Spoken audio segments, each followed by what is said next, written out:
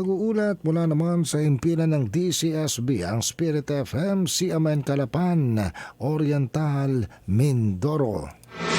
CMN Live Nationwide. Junard Acapulco, magandang araw sa iyo. Magandang araw Sir Ariel, magandang araw Pilipinas.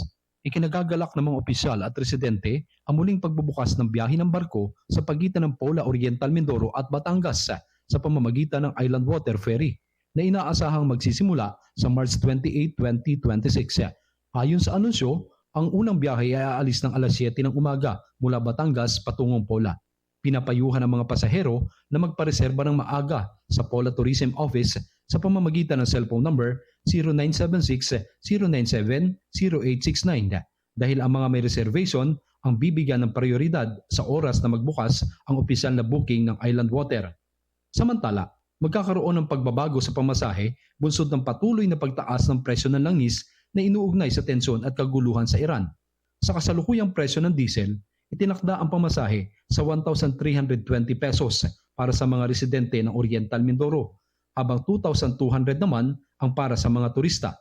Tinatayang nasa 40% ang diskwento na ipagkakaloob sa mga Mindoreño. Gayunman, maaari pa itong magbago depende sa galaw ng presyo ng diesel sa mga susunod na araw.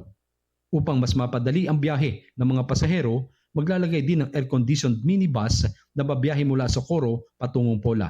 At nagsimula na ito kahapon, March 18, na may pamasahe na 38 pesos kada pasahero. Inaasahang makakatulong ang pagbabalik ng rutang Pola Batangas sa pagpapasigla ng lokal na ekonomiya at turismo sa Oriental Mindoro. Gayon din sa mas mabilis at maginhawang pagbiyahe ng mga residente at mga bisita. Mula dito sa Oriental Mindoro, ako si Junard Acapulco ng DCSB Spirit FM Calapan City, reporting live para sa CMN Pilipinas. CMN Live Nationwide. Maraming salamat, Junard Acapulco, mula po sa impilan ng DCSB, ang Spirit FM, CMN Calapan, Oriental, Mindoro.